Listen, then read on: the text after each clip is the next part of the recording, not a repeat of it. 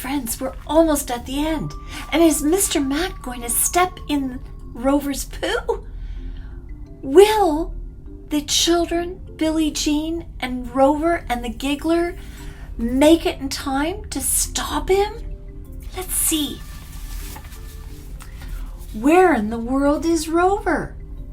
Rover ran to the Eiffel Tower, through the tourists and the ice cream sellers. A man with a flowery shirt and a video camera stood in his way.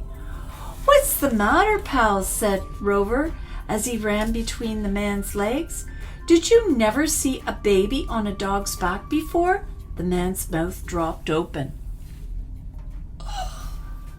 "Did that dog just talk?" he asked his wife, whose mouth had also dropped open.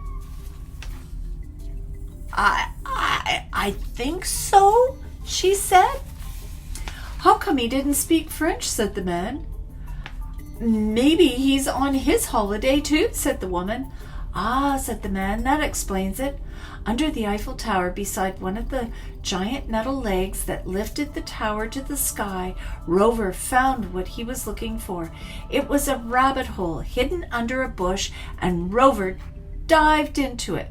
He ran through the dark of the tunnel. They could hear the others behind. They ran, and the dot got bigger and bigger, but it was still very small and far away. They ran, and now the dot was getting bigger and much brighter. Rover was getting tired. He was panting and thirsty. He took one last breath and ran and jumped into the bright, bright light and landed in the garden right behind the Gigglers on the bike. "Mind the poo!" he shouted. Kyla flew off of Rover's back, over the bike and the Gigglers' heads, right over the wall, and landed in her father's arms. But is he going to hit the poo? Abba! Mr. Mac looked down. Too late. His foot was in the poo. The left leg of his brand new trousers was up to his knee in Rover's... Stop right there. Yes, Rover? Are you saying that I was too late? Yes, Rover. Are you seriously saying I was too late after all that? The Mac guy's foot ends up in the stink? Yes, Rover. Yes, Rover. You see, it's funnier if Mr. Mac's shoe... Forget funnier, pal, and listen. See these teeth? Yes, Rover. Now, they're funny. See your ankle? Yes, Rover. My teeth get to know your ankle. Now, that's what I call funny. Ha, ha, ha. Do you understand me, pal? Yes, Rover. Well, then, was Rover too late? No, Rover. No, Rover. Good. We'll start again. Yes, Rover. Rover. The title of this chapter is Rover Saves the Day. Rover was getting tired. He was panting and thirsty, but brave Rover kept running. He took one last breath, and brave, handsome Rover jumped into the bright, bright light and landed in the garden right behind the Gigglers on the bike. "Mind the poo!" he shouted. Kyla flew off of Rover's back, over the bike, and the Gigglers' heads right over the wall, and landed in her father's arms. "Abba!" Mr. Mac looked down just in time. His shoe was right there, right bang on top of the poo. How near? How close? The shoe was kissing the poo. Mr. lifted his foot and walked right over the poo. And now Rover jumped over the wall, followed by Robbie and the even smaller than smallest Giggler, followed by Jimmy and Billie Jean, followed by the other three Gigglers, biggest, middle-sized, and smallest. Hang on a minute. How come they could see the Gigglers? When they wanted to be seen, the Gigglers can be seen. They stopped being gray, the color of the wall, and became bright blue in exactly 3 seconds. Billie Jean looked at the poo and at Mr. Mac's shoe. "Oh, thank goodness, you're safe," she said. "Yes," said Mr. Mac. "But if it hadn't been for—" "Hang on," said Mr. Mac. "Did you say mind the poo?" "Abba!" "You, Kayla," said Mr. Mac. "Your first words? Mind the poo? This is the happiest day of my life. Say it again, Kayla. Say mind the poo." "Abba," said Kayla. "She said it again," said Mr. Mac. He kissed her forehead. He held her over his head. He laughed. For a minute there I thought it was the dog that said it. "Woof," said Rover. "Dogs can't talk, Dad," said Jimmy. "Woof," said Rover. "Who ever heard of a dog talking?" said Robbie. "Take it easy, pal," Rover whispered. "You're overdoing it." The biggest Giggler came up to Mr. Mac. "Sorry about the poo," she said. "What about the poo?" said Mr. Mac. She explained about the adults being mean to children, and dog poo, and Rover, and the plastic bags and shoes. That's okay," said Mr. Mac. "Keep up the good work. The vulture doesn't work for you, does he?"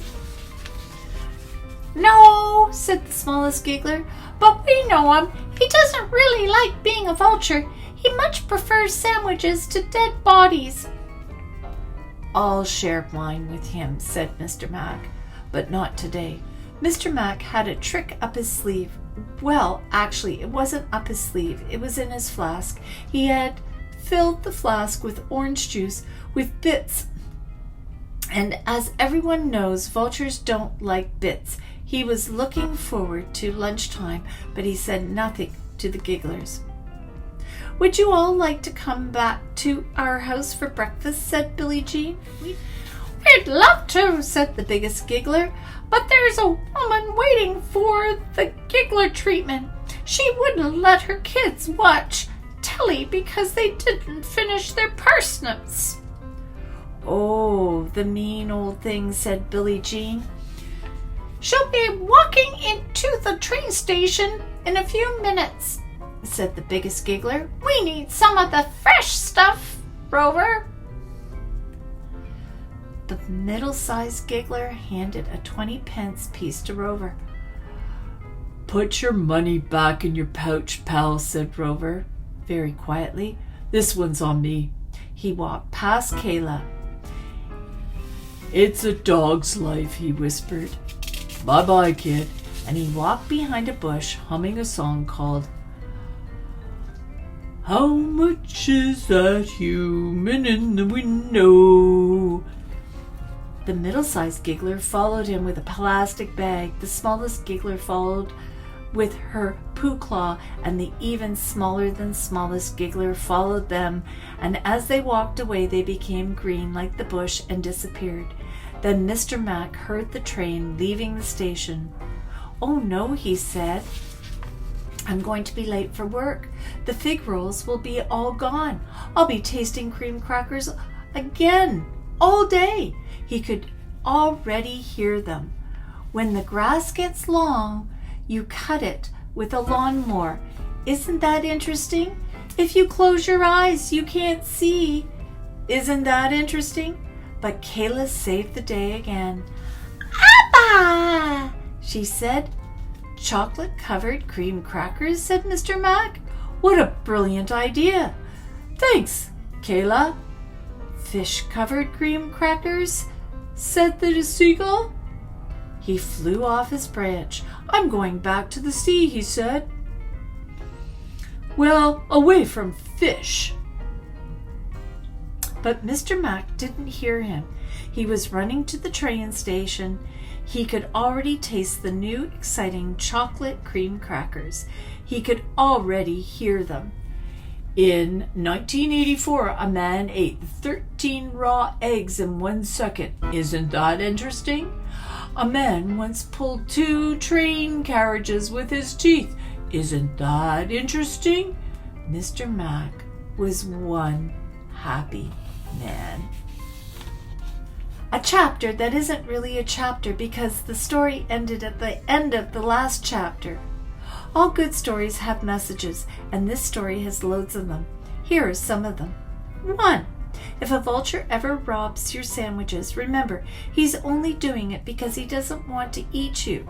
The vulture, by the way, was the keep saying it, for 2 hours and 27 minutes grandson of the pterodactyl that pooed on the first caveman's head the day after he stepped on the first prehistoric dog poop. Number 2, something else. Number 3, your dog might not talk to you, but that doesn't mean that he or she can't talk. Also, not all dogs are millionaires, only the ones that poo a lot. Number 4, the seagull. Make one up yourself. Number 5, see, these are all the lessons. If you have a baby like Kyla Mack in your house, always listen to her advice, especially if it has anything to do with chocolate and cream crackers. And number 6, at last, if you are an adult and you ever walk on dog poo, ask yourself, why are the Gigglers giving me the Giggler treatment? But remember, it might not be the Giggler treatment. It might just be poo. And that's the end. Hey, pal. Oh, yes, sorry, Rover. I nearly forgot. 7. If your name is Lassie and you live in Galway, Rover says, hi.